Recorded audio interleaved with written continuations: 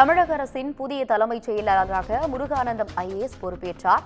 இதுகுறித்து கூடுதல் விவரங்களுடன் இணைகிறார் எமது தலைமை செய்தியாளர் சிவா. வணக்கம் சிவா, உங்களுடைய கூடுதல் விவரங்களை சொல்லுங்க.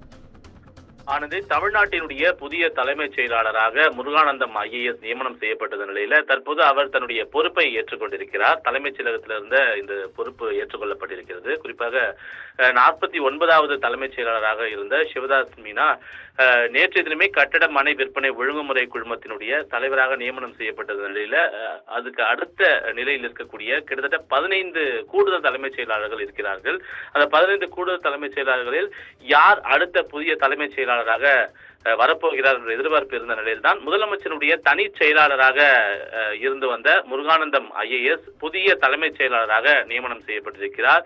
ஒரு 50வது தலைமைச் செயலாளர் என்ற ஒரு முக்கியமான ஒரு இடத்தில் தற்போது முருகானந்தம் IAS இருக்கிறார். ஏற்கனவே அவர் 1991ஆம் ஆண்டு IAS தேர்ச்சி பெற்ற பிறகு பல்வேறு முக்கிய துறைகளில் பணியாற்றியிருக்கிறார். முதலாவதாக 2001, 2004 வரை கிட்டத்தட்ட ஒரு 5 ஆண்டு காலம் கோவை மாவட்டத்தினுடைய ஆட்சியராக அவர் பணியாற்றியிருக்கிறார். ஊரக வளர்ச்சித்துறையினுடைய இணை செயலாளர், அதே போல டெல்லி தமிழ்நாடு இல்லத்தினுடைய முதன்மை உறைவிட ஆணையர் போன்ற பல்வேறு பொறுப்புகளில் இருந்த அவர் கடந்த அதிமுக ஆட்சி காலத்தின் போது தொழில்துறையினுடைய முதன்மை செயலாளராக இருந்து வந்தார். அதன் தொடர்ச்சியாக நிதித்துறையினுடைய செயலாளர் போன்ற மிகப்பெரிய பொறுப்புகள் எல்லாம் இருந்து வந்த அவரை தான் திமுக ஆட்சியில் முதலமைச்சர் மு.க.ஸ்டாலின் தன்னுடைய தனி செயலாளராக அவரை தேர்ந்தெடுத்து தனி செயலாளருக்கான ஒரு நியமனம் என்பது அப்போது செய்யப்பட்டிருந்தது. சுமார் 1.5 ஆண்டு காலமாக முதலமைச்சருடைய தனி செயலராக இருந்து வந்த முருகானந்தம் IAS இந்த அடிஷனல் CS, அதாவது கூடுதல் தலைமைச் செயலாளர் என்ற இந்த அந்தஸ்தில்